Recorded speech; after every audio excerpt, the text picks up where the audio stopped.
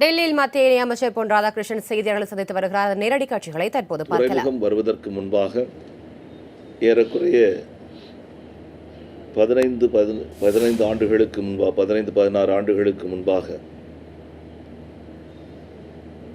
ஒரு துறைமுகம் பெரிய துறைமுகத்திற்காக திட்டமிடப்பட்டது என்று சொன்னால் அந்த துறைமுகமும் சென்னையை அடுத்து இருக்கின்ற எண்ணூர் துறைமுகமாக அமைந்திருக்கின்றது. ஆகவே இதற்கு முந்தைய துறைமுகமும் தமிழ்நாட்டிற்கு கிடைத்திருக்கின்றது, தற்போதைய துறைமுகமும் தமிழ்நாட்டிற்கு கிடைத்திருக்கின்றது.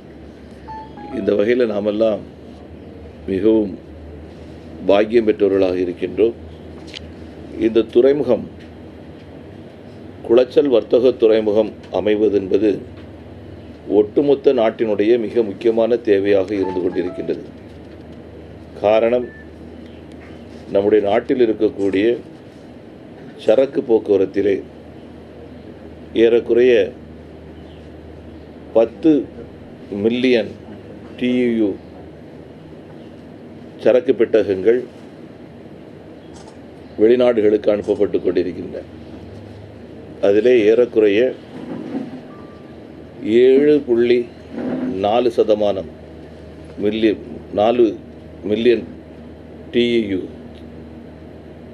சரக்கு பெட்டகங்கள் நேரடியாக அனுப்பப்பட்டு கொண்டிருக்கின்றன. எஞ்சி இருக்கக்கூடிய 2.6% பெட்டகங்கள்